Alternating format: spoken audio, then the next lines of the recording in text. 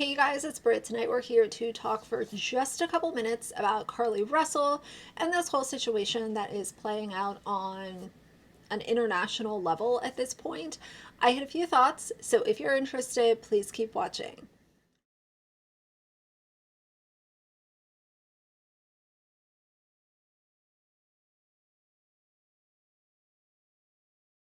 All right, you guys, so earlier today, I posted a poll over on my community tab. When you're seeing this video, that poll will be deleted because most stuff on my community tab is just temporary, especially polls. I leave photos of Axel over there permanently, and once in a while, if I share like a video or something, I'll leave that. But polls I always delete because it's just kind of useless in my opinion. But I put the headline that I have been seeing all over social media. Carlee Russell lied. I was seeing that everywhere, heavily. And I put 3 options: agree, disagree, or who is that? People were not happy with that. Not everybody, but there were a few people that were upset that I didn't give a 4th option of I don't know or something like that. Guys, like, it's a poll. It's not that serious. I didn't share my own thoughts in that because I put a headline that I had been seeing all across social media, all across different news sites and stuff. And I put some options. It's really not that serious. As you guys know, I'm not a true crime channel, but sometimes I come across things that are just simply fascinating. And this is one of those situations. Carlee Russell is in a whole bunch of trouble. Okay?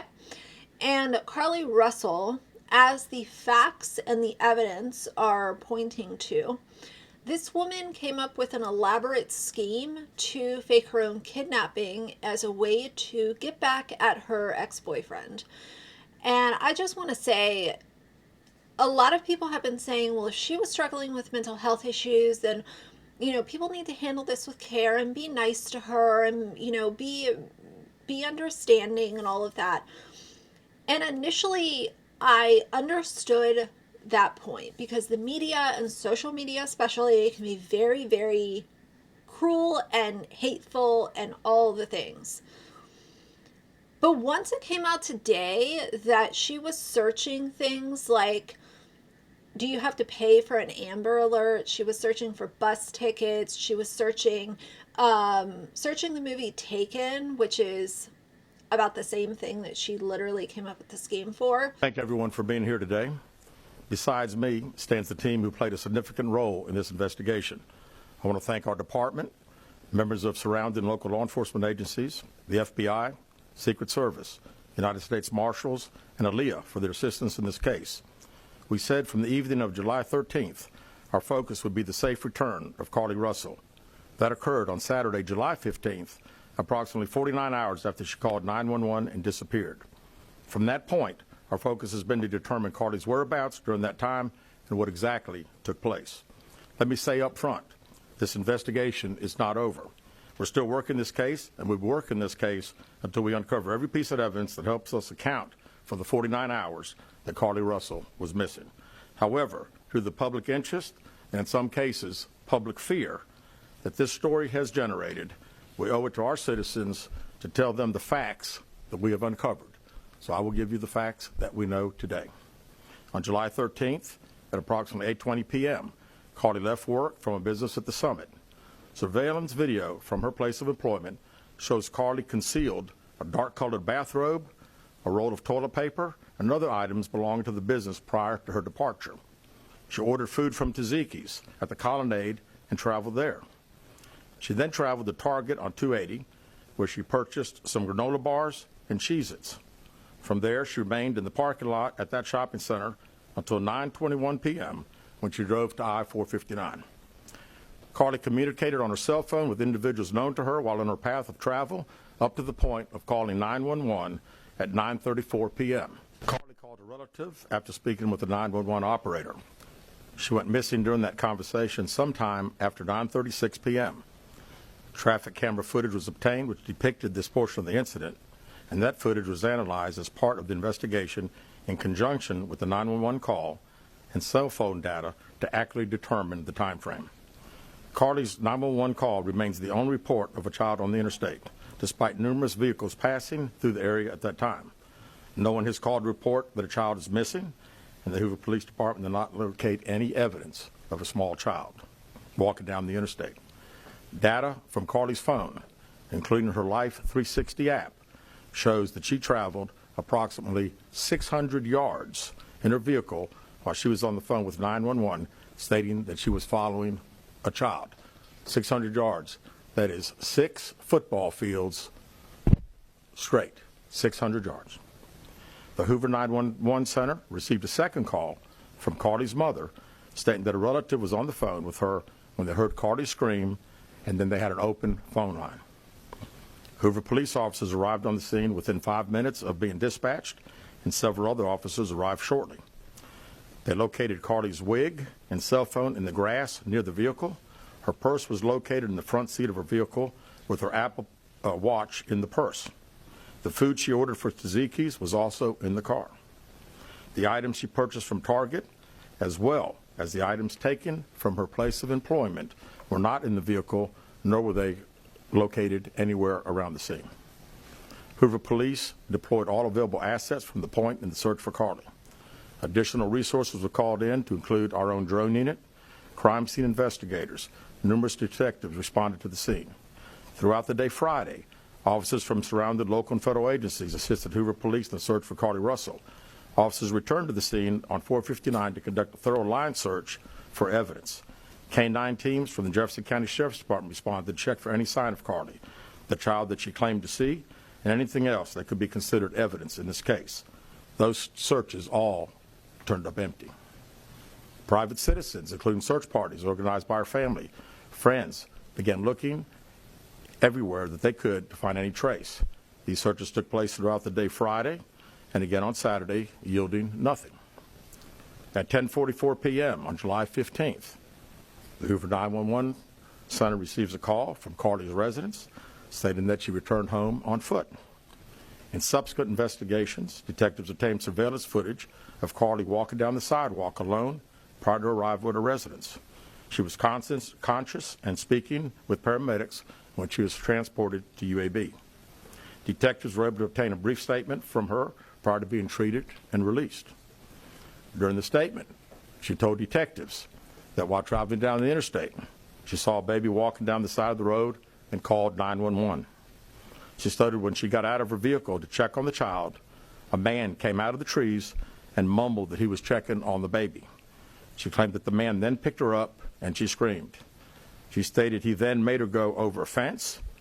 She claims he then forced her into a car, and the next thing she remembers is being in the trailer of an 18-wheeler. She stated that the male was with a female. However, she never saw the female, only hearing her voice. She also told detectives she could hear a baby crying. She told detectives the male had orange hair with a big bald spot on the back. She said she was able to escape the 18-wheeler and fled on foot, only to be captured again and then was put in a car. She claimed she was then blindfolded but was not tied up because the captor said they did not want to leave impressions on her wrists. She said that they took her into a house and made her get undressed. She believes they took pictures of her, but she does not remember them having any physical or sexual contact. She stated the next day she woke up and was fed cheese crackers by the female. She said the woman also played with her hair but could not remember anything else. At some point, she was put back in a vehicle she claims was able to escape while it was in the West Hoover area. She told detectives she ran through lots of woods until she came out near her residence. During this interview, detectives noted that Carlee had a small injury to her lip, and she claimed that her head was hurting. She also had a tear in her shirt. Detectives also noted that she had $107 cash in her right sock. Out of respect for Carlee and her family, detectives did not press for additional information in this interview and made plans to speak with her in detail after giving her time to rest. Detectives continue analyzing data from Carlee's cell phone that was left behind at the scene. We enlisted the help of the United States Secret Service in conducting this analysis. Part of what data includes several internet searches in the days leading up to their disappearance that I think are very relevant to this case. On July 11th at 7:30 a.m., the term, "Do you have to pay for an Amber Alert?" was searched. On July 13th at 1:03 a.m., the day of her disappearance, the term, "How to take money from a register without being caught," was searched. On July 13th at 2:13 a.m., the day of her disappearance, the term Birmingham bus station was searched. On July 13th, 2:35 a.m., a search for a one-way bus ticket from Birmingham to Nashville was conducted with a departure date of July 13th. On July 13th at 12:10 p.m., a search for the movie Taken, a film about abduction, was conducted. There were 2 searches related to Amber Alerts on a computer at Carlee's place of employment, including one regarding the maximum age of an Amber Alert. There were other searches on Carlee's phone that appeared to shed some light on her mindset, but out of respect for her privacy, we will not be releasing the content of those searches at this time. We've asked to interview Carlee a second time, but have not been granted that request. As you can see, there are many questions left to be answered, but only Carlee can provide those answers. What we can say is that we've been unable to verify most of Carlee's initial statement made to investigators, and we have no reason to believe that there is a threat to the public safety related to this particular case. Thank you very much. So at this point, Carlee Russell, in my opinion, needs to, number one, issue a full apology and take full accountability for what she did and what the evidence points to. If there is evidence that is pointing at these things, then I want to hear accountability from her for those things. Number two, her apology not only needs to go to law enforcement and all of the local people that were helping to go out and literally search for her, but also the people on social media that were literally shaken over the story that she had come up with. There were people all over social media pouring their heart and soul into creating content and making sure that her story was being seen by new eyes. And, you know, there was this one girl, and she said, you know, I asked my grandma to make a prayer, like a prayer circle for Carlee because she was missing. I will play some other creators' videos to get some other opinions included in this video, but at this point, if people are still willing to sympathize with Carlee, like, initially I thought, you know, I will have sympathy because I understand that, like, mental health is really, really difficult. But then I learned that she was doing research ahead of time. So this wasn't something that was just super sudden and in the blink of an eye, things fell apart. This was something that she put a lot of thought into. She had stolen a robe and toilet paper from her previous employer. She was Googling how to take cash out of a register and not get caught. When she showed up back at her parents' house, she was walking kind of carefree, and then once she approached their house, this is according to Ring doorbell footage, she started wailing and, you know, crying and being super duper upset and kind of putting on the show. She showed up at her parents' house with cash in her sock. Are you trying to tell me that a kidnapper is going to send her home with over $100 in cash in her sock after they fed her Cheez-Its and painted her nails? Like, guys, come on. At a certain point, if you're a true crime, you know, minded person and you've seen a lot of this stuff, then I think that you'll appreciate where evidence comes from and where facts actually come from, and that's what I'm listening to at this point in time. Just an awful mess. I hope she gets the help that she needs, but I also hope that she is held accountable for the resources that she wasted. There are so many women and men of color who go missing, and their stories do not get the media attention that Carlee was getting. The night that it happened and it started to gain some traction, I shared about it on my Instagram story, and I was so happy because I thought, finally a case of this black woman is missing, and it's actually getting a lot of traction. I was seeing a lot of people talk about it. And to now know that there was a well thought out plan ahead of time, it's very upsetting. I'm frustrated, and it's just a letdown. It's a letdown, it's frustrating, and no matter what side you fall on, whether you still feel bad for her, if you felt bad for her initially and now you're kind of changing your mind, I would hope that people are at least looking at the proof that we have, come up with your opinion based off of the actual evidence, and maybe go from there. Because right now the evidence is stacking up, and it is looking really, really bad for Miss Carlee. So I wanted to clarify my little poll and give this little update, but that's going to be it for now. So if you like the video, please leave a like and a comment. And if you'd like to see more from me in the future, please subscribe. I'll see you guys soon. Bye. Haven't came out and said it, but we do know by now that Carlee Russell faked her abduction. Which is terrible, but I stand by the fact that this is still better than there being a crazed human trafficker out there somewhere who's using toddlers to lure women off the side of the interstate. Now, she definitely hurt a lot of people, but herself more than anyone, because her life now is over. In my opinion, her search history was probably the most damning evidence that she did in fact plan this. She was searching for things like, do you have to pay for an Amber Alert? What is the maximum age for an Amber Alert? How to take money out of a register without being caught. She was also searching for bus tickets from Birmingham to Nashville.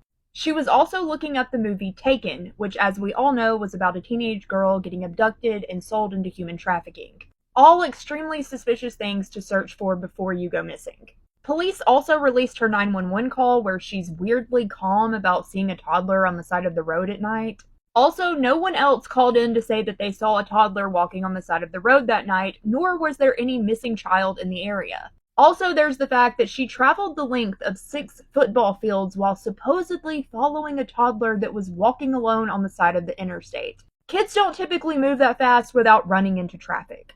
Now, I had originally assumed that maybe she had gotten off the interstate after spotting the child and turned back around and was trying to relocate the child, but there's no evidence to support this. Now, I personally don't believe that the family was involved, at least not her parents. They seemed genuinely concerned when this all happened, and now they're probably just humiliated and lawyering up, I would assume. I believe they're probably doing what any parents would do because they want to believe their child. Now, Carlee is still claiming that she was abducted, and she's probably going to stick to that story.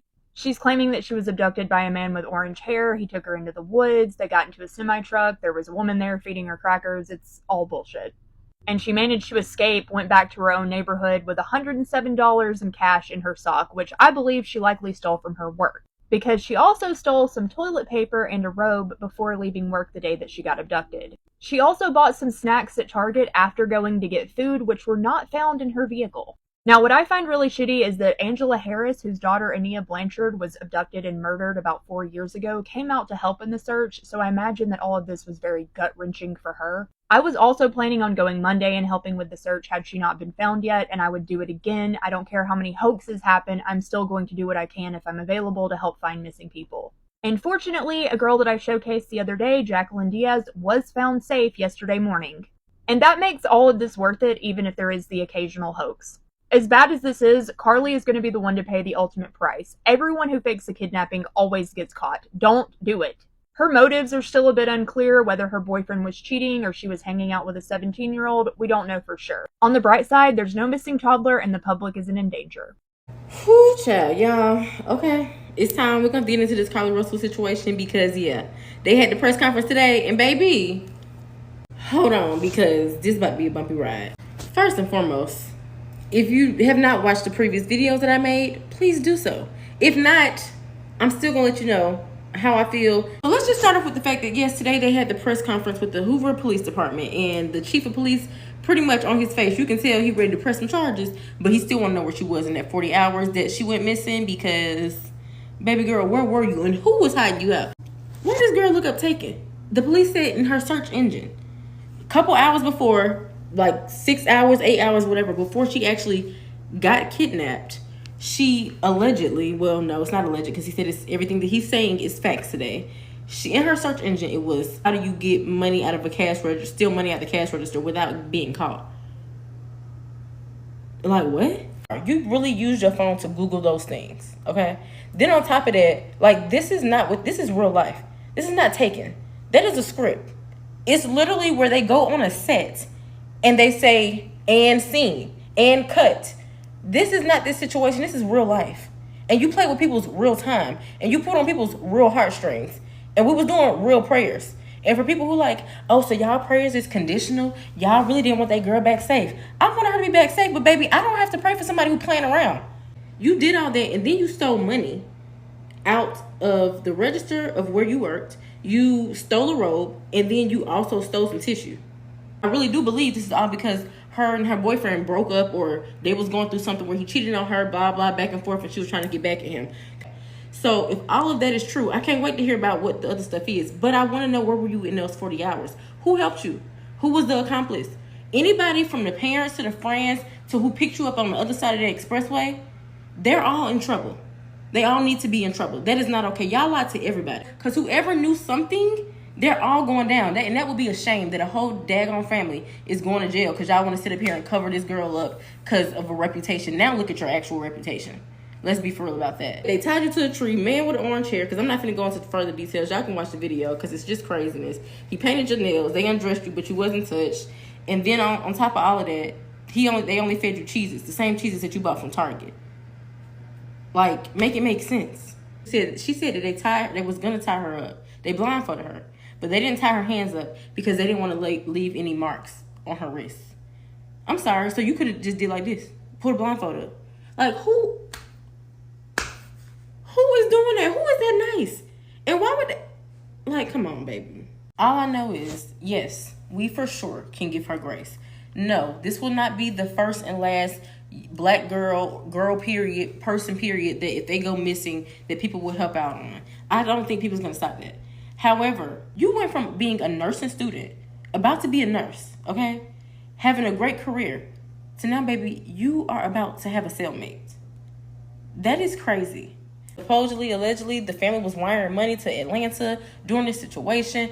Just so many different things. One thing's for sure and two things for certain. They about to make an example out of her and that family. And the reason that she can't talk now and she's not talking now is because that lawyer said, hold on, wait. Don't say another word. Because remember, her parents did a press conference yesterday and was like, because it's an open investigation, we are not able to talk about that. And the daddy like, That man didn't know what, he didn't know from his head, left or right, up or down, circle. He was like, my name is Bennett and I ain't in it. Okay. But he's still in it because you didn't say nothing. If you see something, say something. And I know that's your family, sir, but you're going to jail. But anywho, it's like, you know, these situations shouldn't be taken lightly. And I'm guarantee you they will make an example out of her and her whole family and anybody involved. Like that mom, for her to always be the one that's talking, not you really taking lead online like this. Because at what point did y'all know and did y'all didn't know? But we're going to talk about it tonight at 7:30 EST online.